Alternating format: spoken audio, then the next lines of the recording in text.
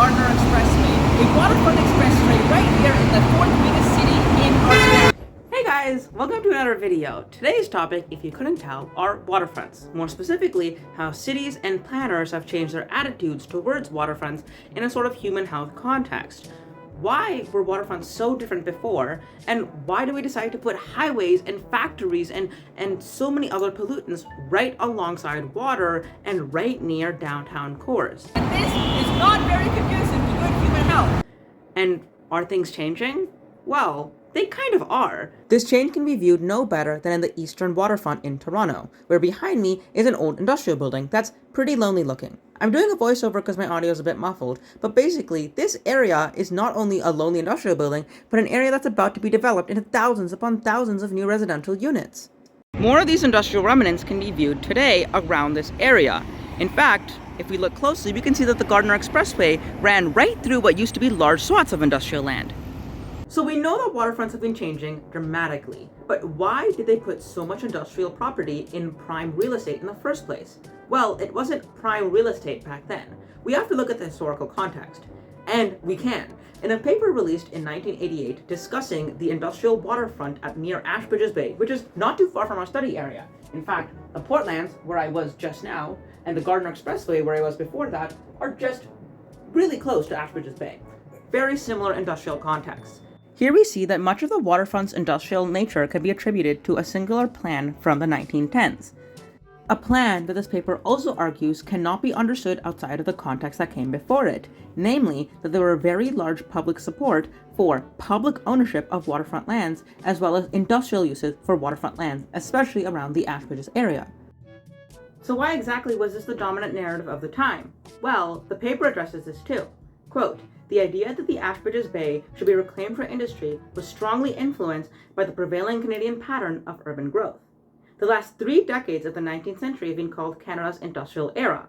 A booming agricultural and resource economy impelled industrial expansion. Raw materials were increasingly demanded in industrial centers in Europe, the United States, and Canada. British Columbia's lumber was shipped south to American cities. From the prairies, wheat helped to feed urban residents throughout the world. Quebec relied on its traditional agricultural base, with Montreal having established a strong manufacturing base in the 1880s. The Atlantic provinces produced pulp, paper, and fish products for export. In Ontario, exploitation of northern mineral and forest wealth, as well as the expansion of the agricultural sector, were important determinants of the rapid expansion of industrial centers in the southern part of the province," end quote, including Toronto. And it wasn't just Toronto. After all, Toronto isn't the only city in southern Ontario.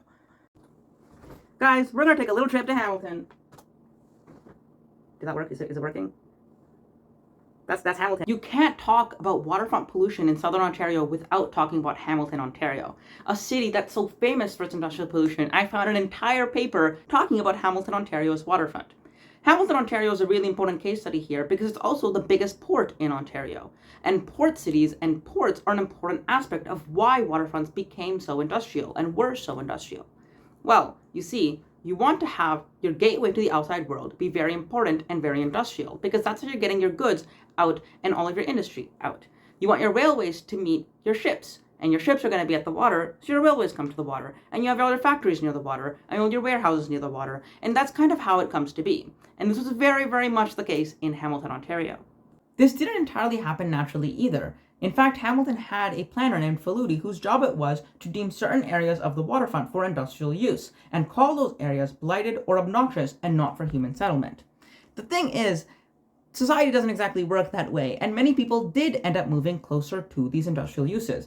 Workers, for example, who wanted to be closer to their jobs, and people who couldn't live elsewhere, because again, this was not a time of a lot of multicultural equality. And I quote from a paper, "From the 1920s to the 1950s, for example, real estate sales contracts in one West End suburb of the city forbade homeowners from selling their homes to," an interior quote, "Negroes, Asiatics, Bulgarians, Austrians, Russians, Serbs, Romanians, Turks, Armenians, or foreign-born Italians, Greeks, or Jews," end quote, end quote. This is really important because you see that socioeconomic status along the lines of class and race were important determinants of who ends up being near these industrial waterfronts, and that also means who has adverse health effects from sewage dumps, toxic fumes, shipyards, rail yards, and factories, things that are really not good for people.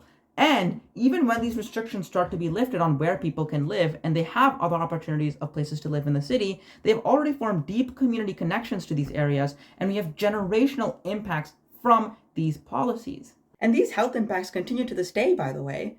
If we want to go back to Toronto and to the 21st century, in 2009, Toronto had 280 premature air pollution related deaths that were specifically within the context of traffic. There were more related to other things, and 1,090 additional hospitalizations because of traffic related air pollution. And a lot of that, according to this report, is attributable specifically to highways, including the Gardiner Expressway.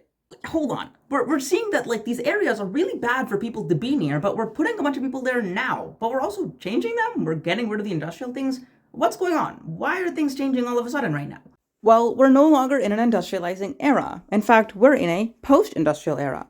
Manufacturing jobs are far from the biggest employment sector in Canada right now, especially not in the cities in southern Ontario, where we see more of a tech industry growing. So we don't need all of that land to be industrial land. So we're able to transform it. This theory and timeline that I found in a paper on industrial waterfront revitalization is something that is applicable worldwide, not just in the Canadian or Toronto context. We see that throughout the history of industrializations, cities slowly transform what their waterfront can be used for. And when you don't need it for industrial areas, you can dream bigger and find it as an area ripe for redevelopment and for people's amenities. We can even see these change in general outlook towards the waterfront in different highways on waterfronts around the world. In San Francisco, an earthquake took down their waterfront highway, and they decided to keep it down. Seattle buried their waterfront highway, allowing it to become a bigger amenity use as other industrial uses have moved away. And in Mumbai right now, we're seeing, sadly, the opposite trend. Because in Mumbai, in India, is a developing nation that has only really hit its industrial peak around now, they have actually started to construct a new elevated waterfront highway. So what's happening in Toronto? Well, for a while there, it seemed actually very possible that the Gardiner Expressway would be on its way out. That's no longer the case, but we can see some of the debates around this from a 2014 report, which discussed the massive health benefits that we would get if we got rid of the Gardiner Expressway and what more could be possible. But the Gardiner Expressway isn't the only industrial remnants that we have on our waterfront. There's so much reuse happening like everywhere. Like half of downtown called City Place around the CN Tower was all railway lands. And this reuse is no better visible than right here in Biidaasige Park, a park that is under construction on the Portlands, a massive amount of industrial land that used to be in Toronto. And this reuse really shows where priorities lie for planners today and health experts today in what we want for our cities along our waterfronts. We want places where people can walk around and people can explore. Right where, over there, industrial land used to be so prevalent.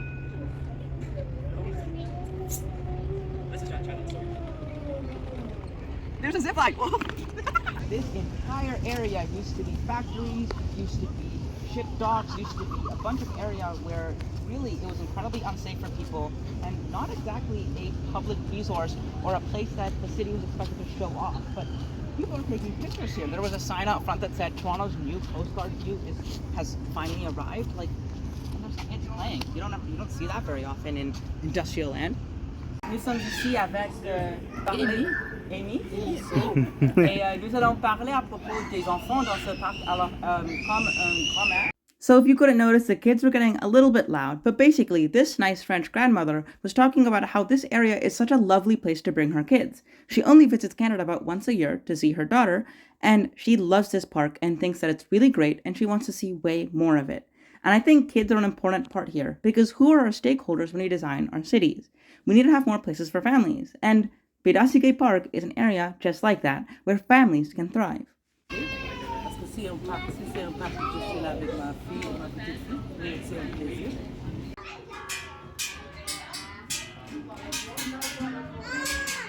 All right, we're here with Cash and Greg.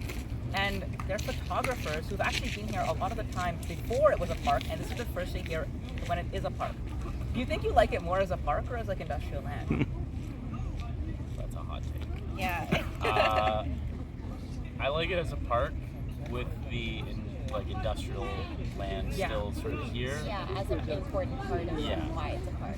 Yeah. And also, like, as the photography bias, like, Yeah, of course. it's a great juxtaposition to have like beautiful flowers and then just like smokestacks. And then like the buildings in the city is here, so it's like 3 layers of like what the city is, what it was, what it is currently. Yeah. Do you think this place is like more welcoming to like visitors or residents now, or was it like before? Like, I would say for the general public, it's probably more currently welcoming. Yeah. But I don't know, like living in Toronto, you kind of get used to like parts of the city being unappealing.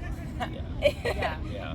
It definitely seems like this, like the waterfront's more of a priority now than it was in like the 70s. Or Right. And don't get me wrong, I'm very happy that it's a park and not just more condos that no one can afford. Yeah. Because it's a lot of land that the city could have used poorly. Partially, And the fact that they made it a park, cool with me.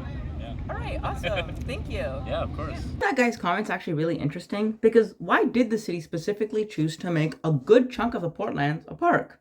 Well, because it wasn't just an effort to give the city a new amenity, it was also a flood mitigation program. That's right, climate resiliency is built right into it. Renaturalization refers to the fact that we are changing the mouth of the Don River to be more natural, because during the industrial era, we actually changed that mouth to be a 90-degree angle, something that caused a lot of floods. And guess what compounds risk things like flooding?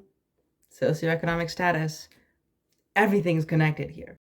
So there you have it. The way we've used waterfronts has changed immensely. And to be honest, I'm really glad. I'm here at the Kingston Pier, and look how many people are using it. It's so beautiful. It's a lovely day out.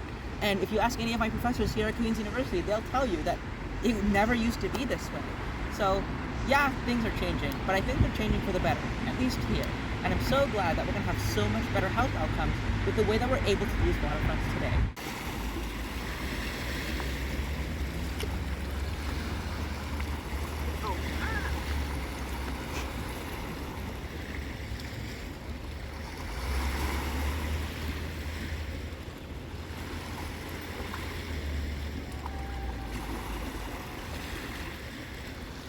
Okay,